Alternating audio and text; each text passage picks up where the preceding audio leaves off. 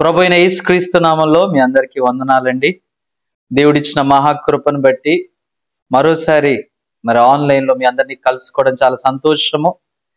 చాలా మంది సబ్స్క్రైబర్స్ కావచ్చు, లేదన్నట్టయితే నేను అనేకమైన ప్రాంతంలో నేను సువార్త ప్రకటించడానికి వెళ్ళినప్పుడు చాలా మంది సహోదరులు కలిసి, పాస్టర్ గారు మేము చాలా బలపరచబడడం జరిగింది, ఆన్లైన్లో మీ వాక్యం విన్నప్పుడు మేము నూతనమైన హృదయం పొందుకున్నాం, మేము ఆత్మీయ జీవితం జీవించడం ప్రారంభించాం, మా సహోదరులు రక్షణ పొందుకున్నారు. ఇలాంటి వార్తలు విన్నప్పుడు నా హృదయంలో ఎంతో సంతోషం అనిపించింది. కొన్ని కారణాల కిందట నేను కొన్ని రోజుల నుంచి ఈ యొక్క బైబిల్ తరగతులు శిక్షల్ని నేను కొనసాగించలేకపోయాను. కానీ మరలా దేవుడి నుంచి నూతనమైన హృదయం పొందుకున్నప్పుడు పరిస్థితులకు సంబంధం లేకుండా దేవుడు ఒక హృదయాన్ని ప్రజలకు అందజేయాలనే ఆలోచనతో ఇది జీవంని ఇవ్వనికి ఏర్పాటు చేసే ఛానల్. దీని ద్వారా ఎవరైతే వాక్యం వింటున్నారో, వాక్యాన్ని అంగీకరిస్తున్నారో వారు జీవంని పొందుకుంటున్నారు. కాబట్టి దేవుడు ఖచ్చితంగా నాకు సహాయం చేస్తాడని నమ్ముతూ మరలా నేను ఈ కార్యక్రమాన్ని ప్రారంభించడం జరిగింది. మీ ముందుకు ఈ రోజు నుంచి ప్రత్యక్ష గుడారము అనే టాపిక్ నుంచి మీ దగ్గర రావడం జరిగింది.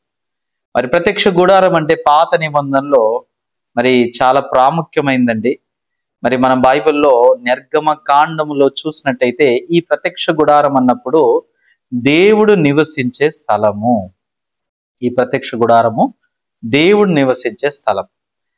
ఈ ప్రత్యక్ష గుడారం గురించి మాట్లాడాలన్నట్టయితే నిర్గమ కాండములో 1వ అధ్యాయం నుంచి 24వ అధ్యాయం వరకు ఇజ్రాయెల్ ప్రజలు వారు ఎలా శ్రమలు పొందుకున్నారో, ఎలా వారు కష్టాలు పొందుకున్నప్పుడు వారు అక్కడ కొన్ని పట్టణాలని నియమించడం జరిగింది. వారు ఫరో కోసము పితోము, రామాసేను అనే పట్టణములను నియమించారు. ఆ పట్టణములు నియమించి వారు ఎంతో శ్రమను, కష్టాలని, బాధలు పొందుకున్నారో ఆ సమయంలో దేవుడు తన సేవకుడైన మోషేని పంపించి ఆ మోషే గారి ద్వారా ఇజ్రాయెల్ ప్రజల్ని ఐగుప్తు దేశం నుంచి విడుదల చేయడం జరిగింది. అయితే వారు విడుదల పొందుకున్న తర్వాత అరణ్యములో ప్రయాణిస్తున్నప్పుడు దేవుడి నుంచి మోషే ఆ సినే పర్వతం దగ్గర ఆ ఒక దేవుడు ఒక నియమము ధర్మశాస్త్రాన్ని పొందుకోవడమే కాకుండా ప్రత్యక్ష గుడారాన్ని కూడా పొందుకోవడం జరిగింది. ఈ ప్రత్యక్ష గుడారమును ఎలా నియమించాలి, ఇది ఏ విధంగా తయారు చేయబడాలో పూర్తి వివరాలు దేవుడు తన హృదయాన్ని తెలియపరిచి ఆ ఒక్క ప్రత్యక్ష గుడారం అనే నమూనా అనేటిది ఎలా ఏర్పాటు చేయాలని మోషేకి తెలియపరచడం జరిగింది. అది బైబిల్లో నిర్గమ కాండము 25వ అధ్యాయం నుంచి 40వ అధ్యాయం వరకు ఇంచుమించు మనం చూసినప్పుడు సగము వరకు ప్రత్యక్ష గుడారము ఒక రూపము గురించి మాట్లాడుతుంది. బైబిల్లో మనం చూసినప్పుడు ఈ ప్రత్యక్ష గుడారం అనేది పైకి చూస్తే మనకంత ఆసక్తిగా కనిపించేది అయితే కాదండి, అవునా? అందుకే ఈరోజు నేను మాట్లాడుతున్న అంశం ఏంటంటే అద్భుతమైన యేసు ప్రతిరూపము. ఏమండి? అద్భుతమైన యేసు ప్రతిరూపము అంటే ఎలా ప్రత్యక్ష గుడారములో అద్భుతమైన యేసు ప్రతిరూపం ఉందో అనే విషయాన్ని ఈ ప్రత్యక్ష గుడారము ద్వారా మీకు తెలియపరచాలని ఆలోచన కలిగి ఉండడం జరిగింది. ఏదైతే మీకు నేను సందేశాన్ని తెలియపరుస్తున్నానో ఇది నా అంతట నేను గ్రహించి మాట్లాడుతున్న విషయాలు కాదండి. నేను తరఫీదు పొందుకొని శిక్షణ పొందుకున్న తర్వాత సేవకుడిగా పరిచర్య చేస్తున్నాను. మా అందరినీ నడిపిస్తూ మనల్ని ఎంతో బలపరిచి వాక్యము ద్వారా కట్టబడి మేము ఎలా వాక్యంపై ఆధారపడి జీవించాలో ఈ జీవితం నేర్పించింది పాస్టర్ రెవరెండ్ ఓక్సో పార్కర్. ఆయన ప్రపంచమంతా అనేక దేశాల్లో సువార్త ప్రకటిస్తూ అనేక వందల మంది రక్షణ పొందుకొని మరి ఎంతో మంది ప్రెసిడెంట్స్ కూడా మరి సువార్తను అంగీకరించడం జరిగింది. మరి ఆయన రాసిన పుస్తకంలో నేను చదివి అందులో ఉన్న దేవుడి హృదయాన్ని పొందుకొని ఆ దేవుడి హృదయాన్ని ప్రజలకు అందచేయాలని ఒక ఆలోచనతో మరి ఈ కార్యక్రమాలను చేయడం జరుగుతుంది. మరి నేను ఆశిస్తున్నా, మరి మీరు ఎప్పుడైతే ఈ ప్రత్యక్ష గుడారం గురించి ధ్యానిస్తున్నప్పుడు నేను కేవలము పుస్తకం మరి బైబిల్ మాత్రమే చదివి మీకు తెలియపరచట్లేదు. బైబిల్తో పాటు ఎలా ఈ ప్రత్యక్ష గుడారములో యేసుక్రీస్తు ఒక స్వరూపము కలిగి ఉండడం జరిగింది. అందుకే ఇక్కడ అద్భుతమైన యేసు ప్రతి రూపము. మరి అద్భుతమైన యేసు ప్రతి రూపము ఎలా ఉంది? పాస్టర్ గారు మీరు ఎలా చెప్తున్నారు ఈ ప్రత్యక్ష గుడారములో అద్భుతమైన యేసు ప్రతిరూపం ఉందని? అంటే మరి నిజంగా ఇది మన ఊహాగానంలో మాట్లాడే విషయాలు కాదండి. మనం ఏదన్నా మాట్లాడినట్టయితే ఖచ్చితమైన వాక్యము, ఆ వాక్యము ప్రకారము ఎలా మనము పాత నిబంధనలో యేసుక్రీస్తును గుర్తిస్తున్నాం అనే విషయాన్ని మనం మాట్లాడడం జరుగుతుంది. అయితే మరి మనం బైబిల్లో నుండి మొదటిగా యోహాను సువార్త 5వ అధ్యాయము 39వ వచనం మనం బైబిల్లో చూద్దామండి. కొత్త నిబంధన యోహాను సువార్త 5వ అధ్యాయము 39వ వచనము మనం చదువుకుందామండి. మీరు జాగ్రత్తగా మీరు స్క్రీన్ మీద డిస్ప్లే అవుతున్నది, ఇది మీరు చూసి మీరు కూడా నన్ను వెంబడించాలని కోరుకుంటున్నా.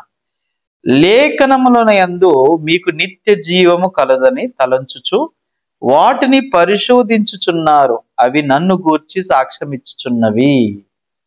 బైబిల్ ఏమంటుందంటే లేఖనములను, ఇక్కడ లేఖనమునందు అంటే లేఖనమునందు అంటే ఏముందంట? బైబిల్లో లేఖనములో మీకు నిత్య జీవము కలుదని తలంచుచు వాటిని పరిశోధించుచున్నారు, అవి నన్ను గూర్చి అంటే యేసుక్రీస్తు తన గూర్చి సాక్ష్యం ఇచ్చుచుండే అన్నారు. మరి కొత్త నిబంధన అనేటిది యేసు వచ్చిన తర్వాత రాసిన పుస్తకం. పాత నిబంధన అనేటిది యేసు రాకముందు ఉన్న పుస్తకం. మరి పాత నిబంధనలో లేఖనములు గూర్చి అంటుంది. మరి లేఖనం అంటే ఎక్కడ రాసున్న గ్రంథము గురించి యేసుక్రీస్తు మాట్లాడుతున్నాడంటే పాత నిబంధనలో లేఖనములో యేసుక్రీస్తు గురించి రాసింది. అందుకే నన్ను గూర్చి సాక్ష్యం ఇచ్చుచున్నవి అన్నారు. అంటే సాక్ష్యం అంటే ఎవరిని సాక్ష్యం ఇస్తున్నాయి? పాత నిబంధనలో యేసుక్రీస్తు గురించి సాక్ష్యం ఇచ్చుచున్నవి. నీకు అర్థమవుతుందండి? ప్రత్యక్ష గుడారములో అద్భుతమైన యేసు ప్రతిరూపం అని ఎందుకు తెలియపరచనంటే కొత్త నిబంధనలో యేసు కూడా తెలియపరుస్తున్న నన్ను గూర్చి సాక్ష్యం ఇచ్చుచున్నవి అంట. మరి ఇప్పుడు ఈ ప్రత్యక్ష గుడారములో ఎలా యేసుక్రీస్తు దాగి ఉండడం జరిగింది? మరి యేసుక్రీస్తు ఎలా దాగి ఉండడం జరిగిందో ఇప్పుడు మనం పైనున్న రూపం చూసినట్టయితే మనం గ్రహించలేం, గుర్తించలేం. వాస్తవానికి మనము బైబిల్ ఎంత చదివినా అండి, బైబిల్ మనం ఎంత చదివినా మన హృదయము తగ్గించబడినట్టయితే మనము బైబిల్లో ఉన్న లోతైన దేవుడు ఒక హృదయాన్ని మనం గ్రహించలేం. మన హృదయం హెచ్చించబడినట్టయితే, మన హృదయం పై స్థాయిలో ఉన్నట్టయితే బైబిల్ చదువుతున్నప్పుడు మన పైన విషయాలు మాత్రమే చూడగలుగుతాము. అయితే ఇక్కడ ప్రాముఖ్యమైన విషయం ఏంటంటే మరి బైబిల్లో మనం ఇక్కడ గ్రహించాల్సింది ఏంటంటే ఇజ్రాయెల్ ప్రజలు వీరు ఎప్పుడైతే ఆ ఐగుప్తు దేశం నుంచి విడుదల పొందుకున్న తర్వాత మరి దేవుడు మోషే ద్వారా నడిపించడం జరుగుతుంది. అయితే మోషేకి దేవుడి ప్రత్యక్ష గుడారం నియమించమని తెలియపరిచిన తర్వాత ఇక్కడ మనం చూడాల్సిన ప్రాముఖ్యమైన విషయం ఏంటంటే మోషే మాట్లాడుతుంది ప్రత్యక్ష గుడారం అనేది పైనున్న రూపం గురించి కాదు, ఇది లోపడు రూపం గురించి మాట్లాడుతుంది. ఉదాహరణ మీరు ఆలోచించండి, యేసుక్రీస్తు ఈ లోకానికి 2000 సంవత్సరాల కిందట వచ్చినప్పుడు యేసయ్య మరి తను శాస్త్రులు పరిచయులు కలిశారండి. యూదులు కూడా మతము సంబంధించిన వారందరూ యేసయ్యని కలిసినా కానీ యేసుక్రీస్తు దేవుడు కుమారుడు అని చెప్పి వారు గ్రహించలేకపోయారు. మరి ఎందుచేత యేసుక్రీస్తు దేవుడు కుమారుడని గ్రహించలేకపోయారు? వారు ఎందుకంటే యేసుక్రీస్తుని పైనున్న రూపం ప్రకారం చూసినప్పుడు ఆ యేసుని ఎంత చూసినా ఆయన యోసేపు ఒక కుమారుడులా కనిపించాడు, కానీ దేవుని ఒక కుమారుడు యేసుక్రీస్తు నిత్య జీవముకి ఇవ్వనికి వచ్చాడని వారు గ్రహించలేపారు. అంటే వారు యేసుక్రీస్తుని లేఖనాన్ని ఎంత తెలిసినా పైనున్న రూపంలో వారు యేసయ్యని గ్రహించారు, కానీ అసలు యేసయ్య ఎవరు, దేవుడు కుమారుడు అనే విషయాన్ని గుర్తించలేకపోయారు. మరి మనం కూడా ఒకవేళ ఆలోచిస్తే యేసుక్రీస్తుని మనం ఎలా గ్రహించాలనుకుంటున్నాం? ఈరోజు యేసుక్రీస్తుని మీరు ఎలా గుర్తించాలనుకుంటున్నారు? మరి మరి మరి ఏదైతే ఆ పుస్తకంలో నేను చదివినప్పుడు పాస్టర్ గారు ఒక స్టోరీ రాశారు. ఏంటంటే తను పరిచర్య చేస్తున్నప్పుడు మరి చెరసాల్లో పరిచర్య చేయనికి సువాన్ అనే ప్రాంతంలో మరి పరిచర్య చేయడం జరిగింది. అక్కడ ఖైదీల మధ్యలో పరిచర్య చేస్తున్నప్పుడు ఆ ఖైదీల్లో చాలా మంది, అందులో కొందరు చాలా కొత్త నిబంధన బాగా చదివిన వారు ఉన్నారంట. అయితే మరి అందులో వారిని చూసినప్పుడు పాస్టర్ గారు ఆశ్చర్యపోయారు. అదే విధంగా ఆ ఖైదీలు మరి ఎప్పుడైతే ఒక కొత్త నిబంధన మొత్తం కంటత పట్టిన వారు కూడా ఉన్నారంట. మరి ఎప్పుడైతే పాస్టర్ గారు ఒకరిద్దరు నుంచి విన్నప్పుడు స్పష్టంగా అలా కంటత పడ్డం జరిగింది, కానీ ఆ యేసుక్రీస్తు ఒక ఉద్దేశం, ప్రణాళిక అనేది వారు గ్రహించలేకపోయారు. ఎప్పుడైతే అక్కడ చూసినప్పుడు వారు వాక్యము ఎంత స్పష్టంగా తెలిసి ఉన్నా కానీ, పైనున్న రూపంతో వారు వాక్యము చదివి చేసినా కానీ యేసుక్రీస్తు ఒక హృదయాన్ని వారు కలుసుకోలేకపోయారు. ఇదే విధంగా పరిసయ్యులు, శాస్త్రులు, యూదులు కూడా వారు యేసుక్రీస్తు వారికి ఎంత తెలిసినా కానీ యేసయ్యని వారు గ్రహించలేకపోయారు, యేసుక్రీస్తుని వారు అంగీకరించలేకపోయారు. చివరికి వాళ్ళు యేసయ్యని సిలువ వేయడం జరిగింది. ఈరోజు నేను ప్రభు ముందట నేను ఆలోచించినప్పుడు మనం ఈరోజు యేసుక్రీస్తుని ఎలా గ్రహించగలుగుతాము? ఈరోజు మీరు యేసయ్యని ఎలా గ్రహించగలుగుతారు అనుకుంటున్నారు? ఒకవేళ యేసయ్యని మీరు గ్రహించాలన్నట్టయితే పైనున్న రూపం నుంచి మీరు చూసి యేసయ్యని గ్రహించగలుగుతారా? యేసయ్యని మీరు గ్రహించాలంటే ఏ విధంగా మీరు గ్రహించగలుగుతారు అనుకుంటున్నారు? ఉదాహరణ, మీరు యేసుక్రీస్తుని నిజంగా ఆయన రూపము ఎలా ఉందని బైబిల్ మాట్లాడుతుంది. బైబిల్ ఒకవేళ యేసయ్య రూపం గురించి మాట్లాడిందా? యేసయ్య ఎత్తు గురించి, యేసయ్య ఆ వెడల్పు గురించి, లేదా యేసయ్య చాలా అందంగా ఉన్నాడా, లేకపోతే యేసయ్య వెంట్రుకలు ఎలా ఉన్నాయి, ఏంటి, ఇవే విషయాలు బైబిల్ మాట్లాడట్లేదు. బైబిల్ అంతా చూస్తే యేసుక్రీస్తు ఒక హృదయం గురించి మాట్లాడుతుంది. బైబిల్ ఎప్పుడు పైనున్న రూపం గురించి మాట్లాడట్లేదు. బైబిల్ ఎప్పుడు హృదయము గురించి మాట్లాడుతుంది. ఆ హృదయము లోకము గురించి మాట్లాడుతుంది. మనం బైబిల్లో ఉన్న యేసుక్రీస్తుని కలవాలంటే ఒకే ఒక మార్గము, అది లేఖనం ద్వారా మాత్రమే మనం దేవుణ్ణి గ్రహించవచ్చు. లేఖనం ద్వారా తప్ప ఇంకా వేరే ఏ మార్గము లేదు యేసుక్రీస్తుని గుర్తించడం. అయితే మీరు ఈ ప్రత్యక్ష గుడారం చూసినట్టయితే ఇదంతా ఆసక్తిగా కనబడదు. మీరు పైనుంచి చూస్తే ఇది పూర్తిగా మరి తెల్లటి వస్త్రముతో కప్పివేయబడుతూ, మరి పైనుంచి చూసినట్టయితే ఏ మాత్రం ఆకర్షణ కనబడదండి. ఒకవేళ మీరు 25వ అధ్యాయం నుంచి చదివినడం ప్రారంభిస్తే నిర్గమకాండంలో ఎంత ఎత్తుంది, ఎంత వెడల్పు ఉంది, లేకపోతే వాటి నమూనాలు ఎలా ఉన్నాయి, ఏంటో వీటి గురించే మాట్లాడుతుంది. అప్పుడు చూసినప్పుడు ఇది ఎంత ఆసక్తిగా ఉన్నట్టు కనబడదు. పైనుంచి దూరం నుంచి చూస్తున్నా కూడా రూపం ఏమంత కనబడదు. ఇదే విధంగా మనం యేసుక్రీస్తుని మన సొంత కళ్ళతో చూసినప్పుడు బైబిల్ అనేది అంత ఆసక్తిగా కనబడదండి. చాలా మందికి బైబిల్ ఎందుకు ఇంట్రెస్టింగ్ గా ఉండదంటే, బైబిల్ అంతా ఒక బోధన చేయనికి ఒక మంచి పుస్తకంలా నమ్ముతుంటారు. అందుకే ఇది బైబిల్ అనేది మంచిగా ఉండాలి, ఇలా ఏ విధంగా జీవించాలి, ఈ నియమాలు నేర్పించే పుస్తకం అనుకుంటారు. కానీ కాదండి, ఈ బైబిల్ అనేది యేసుక్రీస్తు హృదయం గురించి మాట్లాడుతుంది. ఈ బైబిల్ ద్వారా మన దేవుడి నుంచి జీవం పొందుకునే విషయం గురించి మాట్లాడుతుంది. నిజంగా నేను ఎప్పుడైతే ఈ ప్రత్యక్ష గుడారంలో మరి ఈ లోపల ఎప్పుడైతే వాటిలో ఏంటి విలువైనది కలిగి ఉందో చూస్తే, ఈ ప్రత్యక్ష గుడారంలో వెండిని ఉపయోగించారు, బంగారాన్ని ఉపయోగించారు, ఇత్తడిని ఉపయోగించారు. అయితే ఇక్కడ ప్రాముఖ్యమైన విషయం ఏంటంటే, ఎంత బంగారాన్ని ఉపయోగించారు ఈ ప్రత్యక్ష గుడారాలు చూసినప్పుడు మీకు ఒక వాక్యము మాత్రం చూపించాలనుకుంటున్నాను.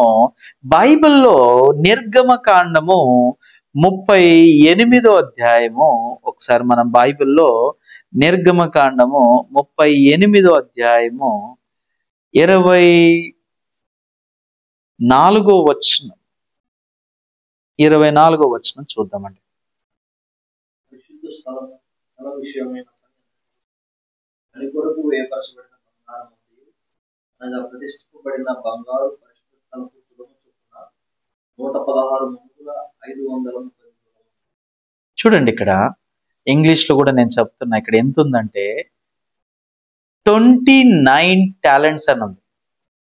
అదే విధంగా 730 షెకిల్స్ అంటే ఎంత బంగారమును ఏర్పాటు చేయడం జరిగింది, ఎంత బంగారముతో నియమించబడడం జరిగింది. ప్రతిష్ఠింపబడిన బంగారము పరిశుద్ధ స్థలము. అంటే ప్రత్యక్ష గుడారంలో పరిశుద్ధమైన స్థలం అనేది ఉంది. ఈ పరిశుద్ధమైన స్థలములో బంగారముతో నియమించబడడం జరిగింది. ఏమండి, ఈ బంగారం ఎక్కడ పైన కనబడుతుందో లోపడుందో? లోపడుంది. ఇది మనకి పైనుంచి తెల్ల వస్త్రముతో కప్పివేయబడ్డ మాత్రమే కనబడుతుంది. కానీ ఈ పరిశుద్ధమైన స్థలములో ప్రతిష్ఠించబడిన బంగారము ఎంత ఉందో మీరు చూస్తే మరి ఇక్కడ స్పష్టంగా రాసి ఉండడం జరిగింది. పరిశుద్ధ స్థలము మరి ఇక్కడ చూడండి 116 మణుగుల 530 తులములు. రైట్. ఇంగ్లీష్ లో చూస్తే ఇక్కడ 29 తలంతులు అని ఉంది ఇంగ్లీష్ లో. అదే విధంగా 730 షెకిల్ అని ఉంది. మరి నేను ఆలోచించాను, ఇది మీకు ఎలా వివరించాలి? ఇంత విలువైన బంగారాన్ని పరిశుద్ధమైన స్థలంలో పెట్టాడు ప్రభు. మరి పరిశుద్ధమైన స్థలంలో ఎందుకు పెట్టడం జరిగింది? ఇప్పుడు చూడండి, విలువైంది కాబట్టే కదా అక్కడ బంగారంతో నియమించబడడం జరిగింది. అవునా కాదండి? నిజంగా మీరు ఆలోచించండి. బంగారం అనేది చాలా విలువైంది, అవునండి? మరి విలువైంది ఎక్కడంటే పరిశుద్ధమైన స్థలంలో ఏర్పాటు చేయడం జరిగింది. మరి ఈ పరిశుద్ధమైన స్థలం కొంచెం బంగారం కాదండి, ఇదేదో పావు కిలో లేకపోతే అర్ధ కిలో కిలో కాదండి. సుమారు ఎంత అంటే 1 తలంత్ అంటే మరి దాన్ని మనం తర్జుమా చేసి చూస్తే 34 కిలోల 717 గ్రాములండి. 1 తలంతు ఎంత అండి? ఇంచుమించు 34 కిలోల 717. అదే విధంగా ఇలా మనము ఇంచుమించు 29 తలంతులు అన్నట్టయితే ఈ 29 తలంతులు అంటే సుమారు 1000 కిలోల బంగారము మీద ఇంత విలువైన 1000 కిలోల బంగారము ప్రత్యక్ష గుడారములు అతి పరిశుద్ధమైన స్థలములో ఈ పరిశుద్ధమైన స్థలం నియమించబడడం జరిగింది. మరి 1000 కిలోల బంగారం అంటే 1 టన్ అండి. ఏమండి, వింటున్నారా? 1 టన్. 1000 కిలోల బంగారమా? ఎస్, 1000 కిలోల బంగారము మీద ఆ పరిశుద్ధమైన స్థలములో దేవుడు నియమించడం జరిగింది. మరి 1000 కిలోల బంగారం అంటే ఒకేలా 1 కిలో బంగారము మన భారతదేశము మార్కెట్లో చూసినట్టయితే ఇంచుమించు ఎన్ని డబ్బులు ఉండొచ్చు? మీరు 1 కిలో బంగారం కొనాలంటే సుమారు ₹1,00,00,000 మీద మీరు డబ్బులు చెల్లిస్తేనే 1 కిలో బంగారము మీరు కొనుగోలు చేయొచ్చు. అలాంటిది ఏమండి ఎన్ని కిలోలు వస్తుంది? ఇప్పుడు ఇంచుమించు 1000 కిలోలు అంటే 1000 కిలోలు ఇంటూ ₹1,00,00,000 అంటే ఎన్ని వందల రూపాయలు మీరు చూసినట్టయితే 8,810 కోట్లు. ఏమండి, మళ్ళీ చెప్తున్నా, ఇంచుమించు 1000 కిలోలు అంటే ఎంత డబ్బులు పెట్టి చెల్లిస్తే అంత వస్తుందంటే 8,000 కోట్ల 810 కోట్లు. 8,810 కోట్లు. ఇంత విలువైన డబ్బుతో అది పరిశుద్ధమైన స్థలములో, అంటే ఇక్కడ ఏముంటుందంటే ప్రతిష్ఠించబడిన బంగారము పరిశుద్ధ స్థలములో మరి ఇక్కడ ఏర్పాటు చేయడం జరిగింది. ఎంత అండి? 8,810 కోట్లు. ఏ బాబాయ్, ఎంత విలువైన బంగారము దేవుడు ఆ ప్రత్యక్ష గుడారములో ఏర్పాటు చేశాడు. అంటే ఎంత విలువైందో మీరు ఆలోచించండి. ఇంత విలువైంది మీకు పైనుంచి చూస్తే కనబడుతుందా? కనబడట్లేదు. ఈరోజు ఈ బైబిల్లో కూడా, మీ బైబిల్ సాధారణమైన పుస్తకం కనిపించచ్చు, కానీ ఈ బైబిల్లో ఉన్న దేవుడు మాటలను మీరు గుర్తించినట్టయితే, ఈ బైబిల్లో ఉన్న దేవుడు మాటల్ని మీరు గ్రహించినట్టయితే, నిజంగా ఇంత విలువైన బంగారముతో సమానమండి దేవుడి హృదయం. అందుకే మీరు బైబిల్లో చూస్తే, బైబిల్లో ఎక్కడ పైనున్న రూపం గురించి మాట్లాడట్లేదు, యేసయ్య యొక్క హృదయం గురించి. యేసుక్రీస్తు మన పట్ల ఎలాంటి హృదయం కలిగి ఉన్నాడు, ఆయన ఈ లోకానికి ఎందుకు వచ్చాడు, ఆయన హృదయం మన పట్ల ఎలాంటి హృదయం కలిగి ఉండడం జరిగింది. చాలా మంది యేసుక్రీస్తు పైనున్న రూపాన్ని కలవడం జరుగుతుంది. చాలా మంది ఇంట్లో చూసినప్పుడు యేసుక్రీస్తు ఒక స్వరూపం ఉంటుంది, రైట్? వాళ్ళు యేసేని ఎలా ఎంతో మంచిగా అందంగా, చాలా హ్యాండ్సమ్ గా, మంచి కనబడే విధంగా యేసే స్వరూపాన్ని వారు గీయడం జరిగింది. కానీ వాస్తవానికి చాలా మంది యేసయ్య ఎలాంటి వాడు తెలుసా? పైనున్న రూపం మాత్రమే తెలుసు. యేసయ్య చాలా మంచి చూడండి, చాలా సమాధానము ఉంటుంది, అవును. కానీ యేసయ్య హృదయం ఎలాంటిది మీకు తెలుసా? యేసయ్య హృదయం ఎంత విలువైందో తెలుసా? మీరు ఒక్కసారి యేసయ్య హృదయాన్ని కలుసుకున్నట్టయితే మీ జీవితం పూర్తిగా మారిపోనికి అవకాశం ఉంది. ఆయన యొక్క హృదయం యొక్క విలువ ఎన్ని కోట్ల విలువైందో నేను వర్ణించలేనండి. నిజంగా ఈరోజు నేను ఏదైతే మీకు తెలియపరుస్తున్నానో, మరి ఇది పూర్తిగా కేవలం ఒక దశంభాగం అంతా వివరిస్తున్నా అనుకోండి ఈ ప్రత్యక్ష గుడారం గురించి. ఇది కూడా పూర్తి వివరణ అని చెప్పట్లేదు. నేను 100లో 10% మాత్రమే మీకు తెలియపరుస్తున్నా ఈ యొక్క మరి ప్రత్యక్ష గుడారం గురించి. మరి నేను నిజంగా ఆలోచించినప్పుడు ఎంత అద్భుతమైన యేసు ప్రతిరూపము కలిగి ఉండడం జరిగింది. మరి ఇది ఎలా మనం గ్రహించవచ్చు? ఈ ప్రతిరూపాన్ని మనం ఎలా గుర్తించవచ్చు? మరి మీరు మీ జీవితంలో ఈ అందమైన యేసు ప్రతిరూపాన్ని గ్రహించారా? యేసయ్య హృదయాన్ని చూడగలిగారా? బైబిల్లో మరి ఆ ప్రత్యక్ష గుడారంలో కావచ్చు, చాలా చోట్ల యేసుక్రీస్తు స్వరూపం దాగి ఉండడం జరిగింది. నన్ను గూర్చి లేఖనము సాక్ష్యం ఇచ్చుచున్నదని తెలియపరచడం జరిగింది. నిజంగా చాలా మంది యేసయ్య ఒక స్వరూపం వేరైన స్వరూపం. అందుకే వాళ్ళ దృష్టిలో యేసుక్రీస్తు ఎలా అంటే, వారి ఆలోచనల ప్రకారం మ్యాచ్ అయినట్టయితే ఆయన యేసుక్రీస్తు. ఒకవేళ మీరు ఆలోచించండి, ఈ తరములో యేసుక్రీస్తు మీ దగ్గరకు వచ్చినట్టయితే మీరు ఎలా గుర్తుపట్టాలనుకుంటున్నారు?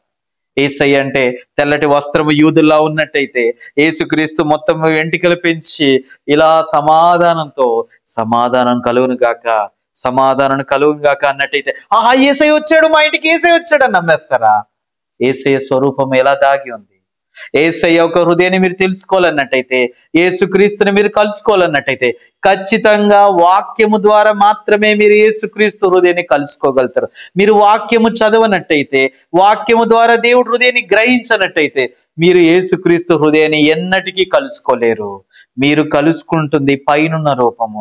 అందుకే యూదులు యేసుక్రీస్తు నేరుగా కలుసుకున్నా కానీ, మత సంబంధించిన వారు పరిశీలి శాస్త్రులు యేసేని నేరుగా కలిసినా కానీ వారు యేసుక్రీస్తు హృదయాన్ని నేరుగా కలుసుకోలేకపోయారు. కారణం ఏంటో మీరు చూస్తే, వాక్యము వారికి ఎంత తెలిసిన, మోషే యొక్క ధర్మశాస్త్రం వారికి తెలిసిన, ప్రత్యక్ష గుడారం గురించి వారికి తెలిసిన, యేసుక్రీస్తు నేరుగా వారి ఎదుట వచ్చినప్పుడు వారు యేసుక్రీస్తును కనుక్కోలేకపోయారు, యేసుక్రీస్తును గ్రహించలేకపోయారు, ఆ దేవుడు కుమారుడు అనే విషయాన్ని గుర్తించలేకపోయారు. కానీ మన బైబిల్లో సమరయ స్త్రీ చూసినప్పుడు, యేసుక్రీస్తు హృదయం గ్రహించినప్పుడు ఆమె వెంటనే వెళ్ళి ఆ ఊరంతా సువార్తను చాటడం జరిగింది.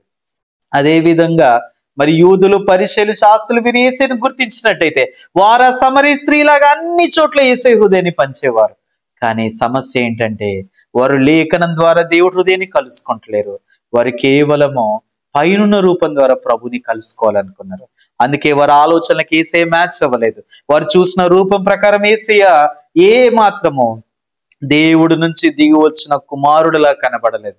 అందుకే ఆ మెస్సేని వారు అంగీకరించలేకపోయారు. ఈ రోజు కూడా చాలా మంది నిజంగా ఒకవేళ యేసయ్య మీ సంఘానికి వచ్చినట్టయితే, యేసయ్య మీ ఇంటికి వచ్చినట్టయితే, తలుపు తట్టినట్టయితే మీరు ఎలా యేసయ్యని గ్రహించాలనుకుంటున్నారు? అయ్యో, మీరు ఏ డినామినేషన్ అండి, మీరు ఏ చర్చ్ అండి, మీరు ఏ కాలేజీలో మీరు బైబిల్ కాలేజ్ ఎక్కడ చేశారండి, మీరు ఎక్కడ మీరు చదివారండి? ఇలా మీరు యేసయ్యను అడిగినట్టయితే యేసుక్రీస్తు పరలోక రాజ్యం సంబంధించిన దేవుడు, ఆయన దేవుడికి సంబంధించిన వాడు. ఆయనని మీరు కలుసుకోవాలన్నట్టయితే లేఖనం ద్వారా మాత్రమే మనం దేవుడిని కలుసుకోవచ్చు. లేఖనం ద్వారా తప్ప ఇంకా వేరే ఏ మార్గం ద్వారా మనం దేవుడిని కలుసుకోలేము.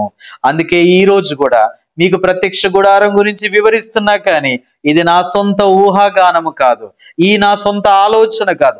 లేఖనం తెరుస్తూ లేఖనంలో మాట్లాడుతూ ఎలా పాస్టర్ గారు మీరు తెలియజేస్తున్నారు పాత నిబంధనలో యేసుక్రీస్తు యొక్క మరి రూపము ప్రతిరూపం ఉందని.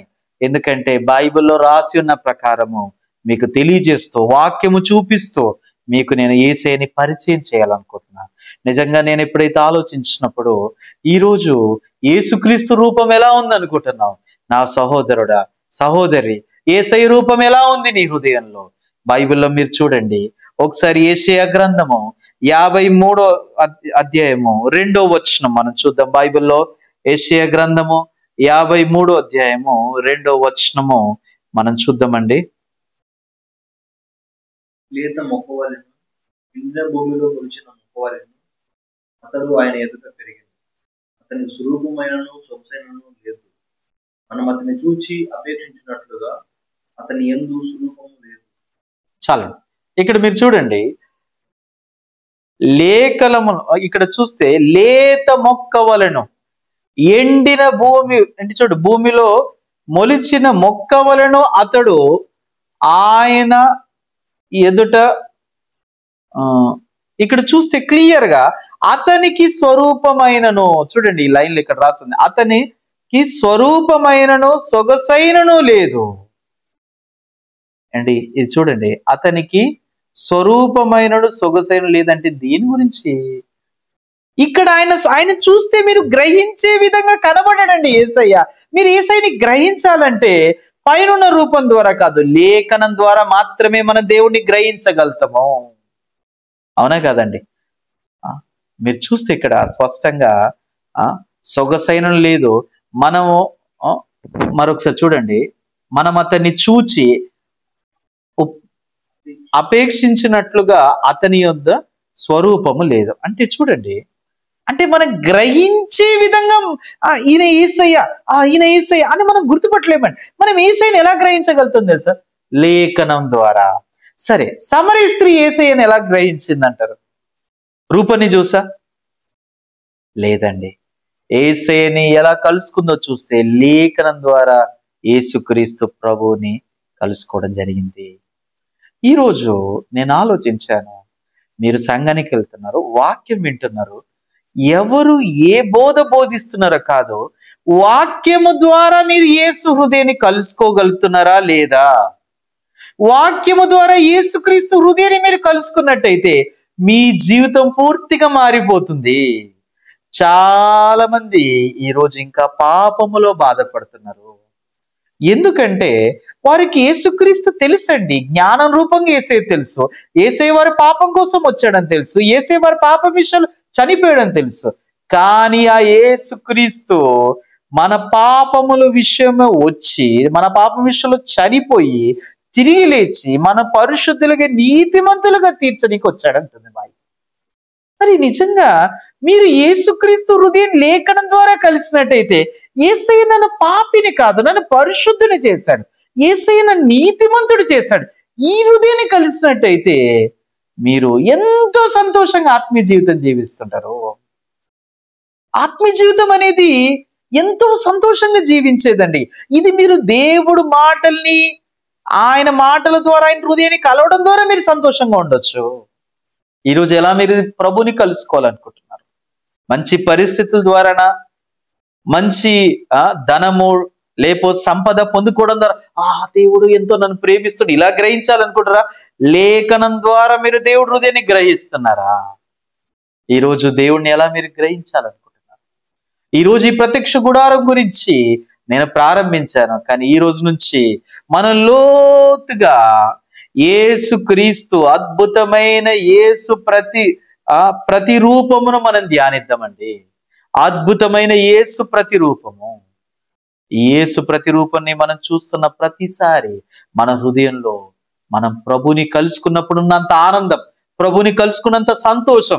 ఆ రోజుల్లో సమరయ స్త్రీ ఎలా సంతోషంగా తన ఊరంతా వెళ్ళి సువార్త ప్రకటించిందో, లేఖనం ద్వారా మన దేవుడు హృదయాన్ని కలుసుకోవడం ద్వారా మనము మన ప్రాంతంలో మన బంధువులు మన స్నేహితులు అందరికీ లేఖనంని పరిచయం చేస్తూ, లేఖనం ద్వారా క్రీస్తుని పరిచయం చేస్తూ మనం అందరికీ ఈ సంతోషాన్ని చాటే వారిగా మనము ప్రభు ఎదుట మరి జీవిస్తామని నేను ఆశిస్తున్నా. నిజంగా నేను మీకు వాక్యం బోధించడమే కాదు, ఈ వాక్యం బోధించడం ద్వారా నేను ఆశీర్వదించబడ్డాను కాకుండా మీరు కూడా ఆశీర్వదించబడి మీ ద్వారా అనేకులు ఆశీర్వదించబడతారని ఆశిస్తున్నా. మరి ఈ రోజు నుంచి నేను ప్రారంభిస్తున్నా కాబట్టి క్రమం తప్పకుండా మీరు ఖచ్చితంగా ఈ ప్రత్యక్ష గుడారం సిరీస్ నేను ఎప్పుడైతే రిలీజ్ చేస్తుంటానో నా ఛానల్ మీరు సబ్స్క్రైబ్ చేసి లైక్ చేసి మీరు తప్పకుండా మీరు దీన్ని షేర్ చేయండి. అనేకులు వాక్యం ద్వారా బలపరచబడి వారు దేవుడి హృదయాన్ని పొందుకొని ఈ జీవ జలములు ప్రవహించే ఛానల్ గా మారుతూ వాక్యం విన్న వారందరిలో ఈ జీవపు ఊట మరి ఎవరిని కలిసిన వారు జీవాన్ని పొందుకుంటారు. ఇది కేవలం దేవుడు మాటలు మాత్రమే కాదు, దేవుడు ఒక హృదయము, ఆ హృదయాన్ని పొందుకున్న వారు జీవంని పొందుకుంటారు. మరి జీవంని పొందుకొని వారి జీవితం పూర్తిగా మారిపోతుంది నేను ఆశిస్తున్నాను. ఈ రోజు నేను ఇంతవరకు చెప్పాలనుకుంటున్నాను. ప్రార్థన చేసుకుని ముగించుకున్నాం. పరిశుద్ధమైన తండ్రి, మహోన్నతమైన యేసయ్య, ప్రభా నీకు వందనాలు, స్తోత్రం ప్రభా. తండ్రి మరి ఈ రోజు ప్రత్యక్ష గుడారం ద్వారా అద్భుతమైన యేసు ప్రతిరూపముని మేము చూసినప్పుడు ప్రభా నిజంగా ఎందుకు ఇంత విలువైన బంగారాన్ని తండ్రి అతి పరిశుద్ధమైన స్థలములో, ఆ పరిశుద్ధమైన స్థలంలో మీరు ఏర్పాటు చేయడం జరిగింది. నిజంగా పైనుంచి చూసినప్పుడు ప్రత్యక్ష గుడారం రూపం అంతా ఆకర్షణగా కనిపించదు. వాటిని ఎత్తు వెడల్పు చూసినప్పుడు ఏముంది అనుకుంటాం, కానీ ప్రభా అందులో ఎలా దేవుడు ఒక హృదయం దాగి ఉందో మాకు తెలియపరుస్తున్నారు. అదే విధంగా తండ్రి ఈ రోజు కూడా తండ్రి లేఖనం ద్వారా ప్రభా మాత్రమే దేవుడి హృదయాన్ని కలుసుకోగలుగుతాం. పైన రూపం ద్వారా మేము దేవుడి హృదయాన్ని కలుసుకోలేం. అందుకే తండ్రి మాకు స్పష్టంగా వాక్యం ద్వారా మాతో మాట్లాడుతూ, వాక్యం ద్వారా మా హృదయంలో దేవుడు మాటల్ని స్థిరపరుస్తూ, మా హృదయంలో తండ్రి మీరు పనిచేస్తారని నమ్ముతున్నాం ప్రభా. ఈ ఛానల్ ద్వారా అనేకులు తండ్రి జీవం పొందుకొని సహాయం దయచేయండి. అనేకులు వాక్యం విన్నవారు ఆశీర్వాదం పొందుకొని తండ్రి నిజంగా నేనే కాకుండా నాతో పాటు ఉన్న వారందరి ప్రభా మరి ప్రతి ఒక్కరిని మీరు ఆశీర్వదిస్తారని నమ్ముతూ ఇచ్చిన అవకాశం కృతజ్ఞతలు చెల్లిస్తూ మరి యేసుక్రీస్తు అతి పరిశుద్ధ నామమున ప్రార్థన సమర్పించుకున్నాం తండ్రి. ఆమేన్. Thank you.